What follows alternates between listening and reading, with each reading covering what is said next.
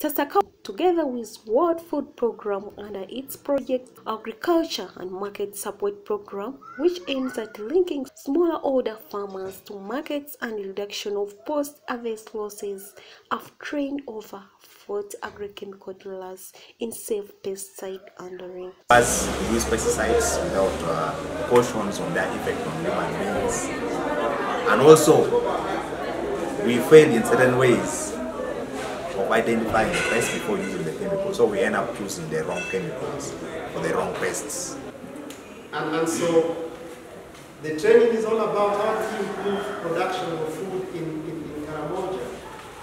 How do we make sure that we have got good post-harvest handling or management so that people can fetch better prices for their produce. Just before this, Sasakawa Programs Coordinator El Bosco Akela explains that it will reduce the fake agrochemicals which enter through the porous borders. Karamoja being a neighbor to Kenya, we know quite a number of stockists get their agro inputs from across the border, and if they are not exposed to the country regulation on agrochemicals, then they will end up stocking in fake agrochemicals that will waste people's money and or even cost them their lives. Area head of World Food Program Karamoja, Kennedy Owol, and the program's officer Sasakawa and the Oklo say Karamoja can produce its own food even for export. Opportunity there to produce enough sorghum, to produce enough ginat, to produce enough honey, because Karamoja could actually become a prime beekeeping sub-region of Uganda. If you go to Turkana County here in Kenya, they talk about the beekeeping value chain there being more developed than the beekeeping value chain in Karamoja. But where do they source their honey from? Most of the honey that is said to... I'm saying that Karamoja can feed itself and Karamoja can feed the world if they are given the correct knowledge, if they are linked to the correct agro inputs, and if they are linked to the correct market.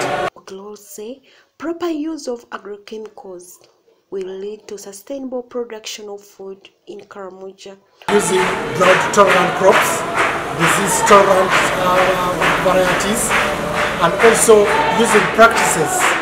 We are training farmers on use of irrigation, on use of conservation tillage.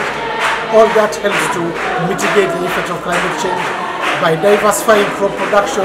Owol adds that if the technology which are there to adapt climate crisis are given to peace, food insecurity will be no more. The warning system is actually working for the people.